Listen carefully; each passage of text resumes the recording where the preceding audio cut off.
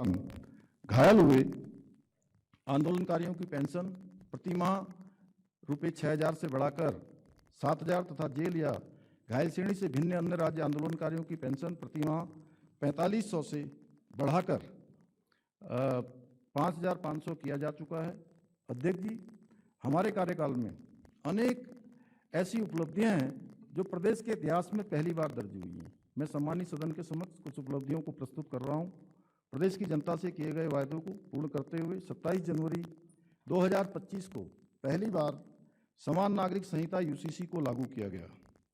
पहली बार सख्त नकल विरोधी कानून लागू करने वाला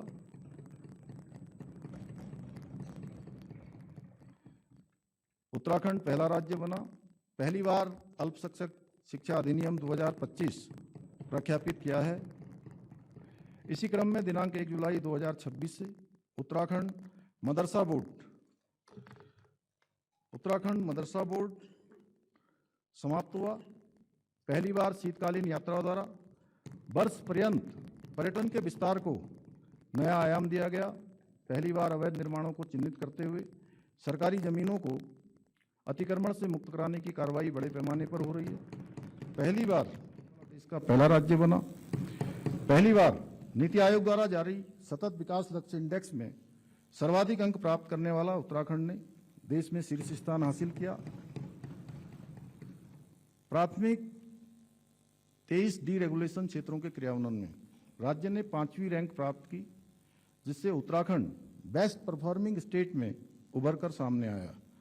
logistic ease of across different state leaders 2024 में राज्य को टॉप अचीवर श्रेणी में मान्यता मिली, जो प्रदेश में लॉजिस्टिक नेटवर्क एवं कनेक्टिविटी को सुदृढ़ करने के लिए लागू सुधारों को सकारात्मक परिणाम है।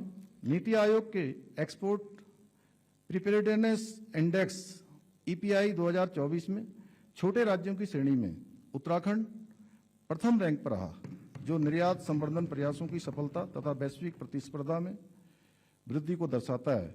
उत्तराखंड नागरिक उड्डयन विकास प्राधिकरण यूकाडा को मिनिस्ट्री ऑफ सिविल एविएशन द्वारा एविएशन इकोसिस्टम को प्रोत्साहित करने हेतु सर्वश्रेष्ठ राज्य का पुरस्कार प्रदान किया गया।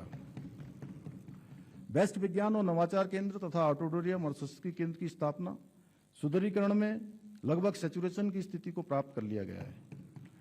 आदरणीय प्रधानमंत्री श्री नरेंद्र मोदी जी के मार्गदर्शन में इस दशक को उत्तराखंड का दशक बनाने के लिए हमारी सरकार द्वारा अनेक संकल्प पूरे किए जा चुके हैं। हम संकल्प से सिद्धि की ओर निरंतर अग्रसर हैं। उत्तराखंड को एक समृद्ध एवं सुरक्षित राज्य के रूप में स्थापित करना हमारा विकल्प रहित संकल्प है। अध्यक्ष जी, हम इस संकल्प के जनादेश मानते हुए होलिस्टिक अप्रोच के साथ काम कर रहे हैं। हम समग्र विकास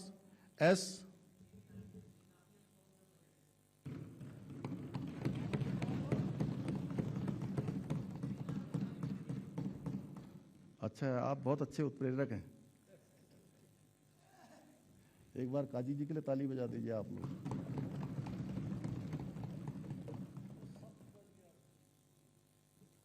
अध्यक्ष जी, हम इस संकल्प को जनादेश मानते हुए होलिस्टिक अप्रोच के साथ काम कर रहे हैं।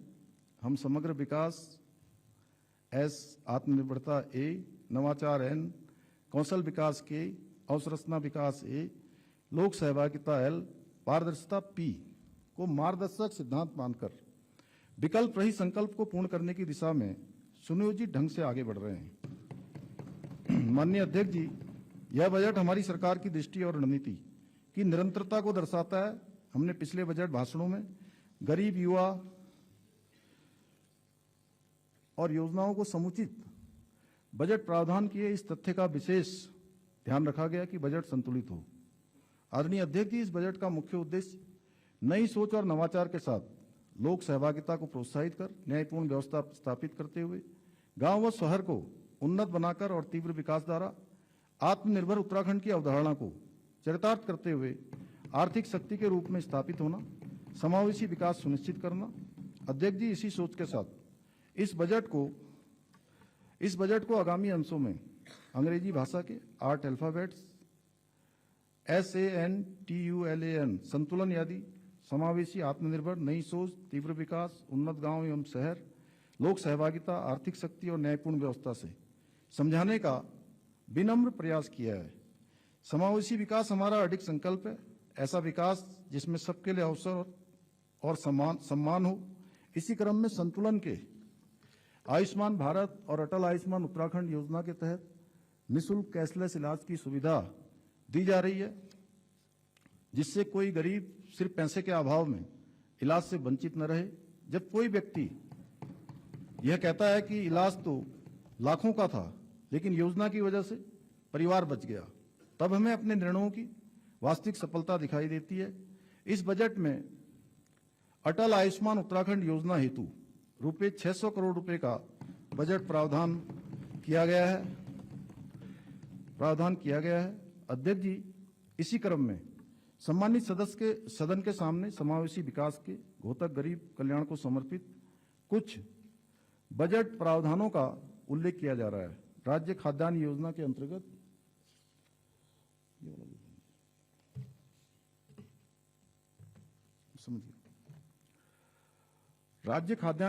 अंतर्गत रुपये 25 करोड़ प्रधानमंत्री आवास योजना हेतु समग्र रूप से लगभग 298 करोड़ 45 लाख, प्रधानमंत्री आवास योजना हेतु समग्र रूप से लगभग 56 करोड़ रुपए, EWS आवास हेतु अनुदानों के अंतर्गत 25 करोड़ रुपए, परिवहन निगम की बसों में निर्धारित श्रेणी के यात्रियों हेतु निःशुल्क यात्रा की सुविधा हेतु 42 करोड़ रुपए का बजट प्रावधान किया गया है।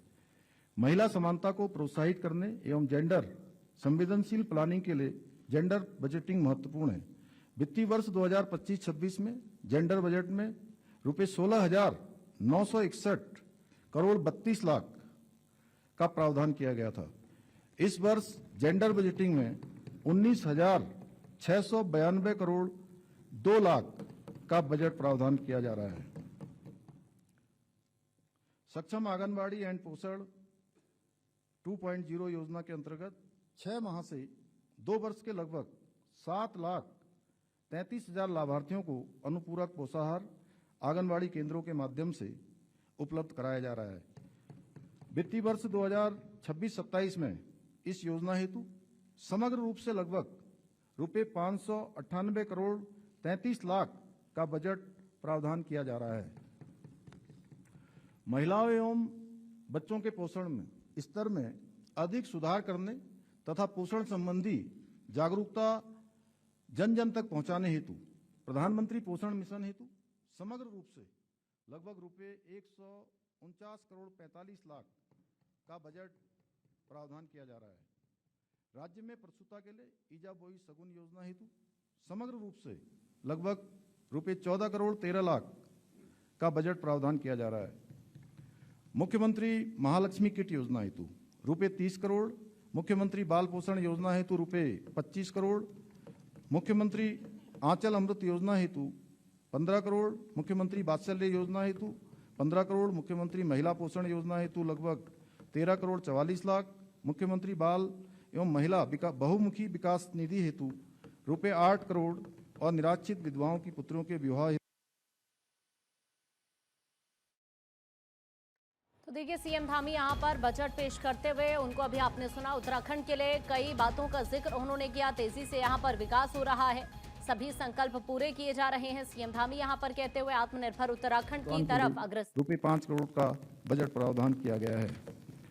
अध्यक्ष जी, समावेशी विकास के दृष्टिकोण से चिकित्सा एवं स्वास्थ्य पर किया गया निवेश भी महत्वपूर्ण है। इस दृष्टि से चिकित्सा एवं स्वास्थ्य अवसंरचना का विकास किया जा रहा है। इस क्रम में बागेश्वर में जिला चिकित्सालय, देहरादून में उप चिकित्सालय, डोईवाला उप चिकित्सालय, प्रेमनगर सामुदायिक स्वास्थ्य केंद्र बालावाला, उत्तरकाशी में उप जिला चिकित्सालय भटवाड़ी, हरिद्वार में उप जिला चिकित्सालय भगवानपुर, अल्मोड़ा में उप जिला चिकित्सालय चौखुटिया, पौड़ी गढ़वाल में सामुदायिक स्वास्थ्य केंद्र दुगड्डा, टेहड़ी गढ़वाल में सामुदायिक स्वास्थ्य केंद्र पिलखी तथा नैनीताल में मल्टी स्पेशलिटी सुपर स्पेशलिटी अस्पताल भवाली सहित अनेक योजनाओं पर कार्रवाई गतिमान है। आगामी वित्तीय वर्ष हेतु चिकित्सा स्वास्थ्य एवं परिवार कल्याण ग्रांट के अंतर्गत समग्र रूप से राजस्व मद में लगभग रुपये 4,252 करोड़ 50 लाख तथा पूंजीगत मद में लगभग रुपये 195 करोड़ 46 लाख का बजट प्रावधान किया गया है। अध्यक्ष जी, समावेशी विकास को सुनिश्चित करने के लिए अनुसूचित जातियों के कल्याण ग्रांट के अंतर्गत लगभग रुपए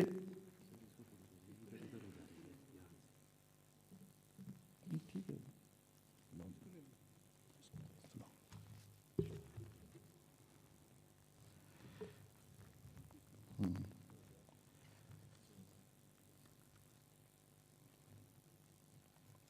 अध्यक्ष जी, समावेशी विकास को सुनिश्चित करने के लिए अनुसूचित जातियों के कल्याण ग्रांट के अंतर्गत लगभग रुपए 2,468 करोड़ 89 लाख का बजट का प्रावधान किया जा रहा है। अनुसूचित जनजातियों के कल्याण ग्रांट के अंतर्गत समग्र रूप से लगभग रुपए 746 करोड़ 75 लाख का बजट का प्रावधान किया जा रहा है। अल्पसंख्यक कल्याण विभाग के अंतर्गत पूंजीगत मद में रुपए 98 करोड़ का बजट प्रावधान किया जा रहा है। अध्यक्ष जी, संतुलन के दूसरे अल्फाबेट ए अर्थात आत्मनिर्भर उत्तराखंड बनाने के संदर्भ में कृषि, उद्योग और पर्यटन इन क्षेत्रों की क्षमता को एक साथ आगे बढ़ाते हुए